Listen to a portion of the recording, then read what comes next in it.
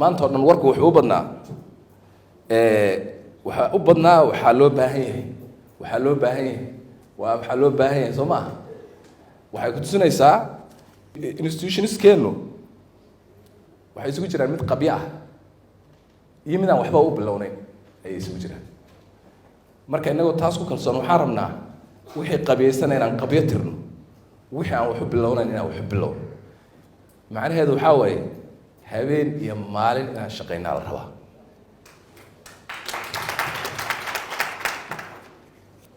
waxaan kusoo gabagabeynayaa niyadda kor ha loo qaado Soomaali baa tihiin Soomaalinimada iyo muslimnimada ku faana dalkan aad madaxu tihiin karaamo iyo qiimo iyo sharaf ayaad leedihiin waxaan rajaynayaa inagoo walaalo ah oo isku tiim ah oo saaxiibo ah inaan dalkeena gaarsiino meeshii la soo sahamiyey oo barwaaqo ah aad baad umahadsan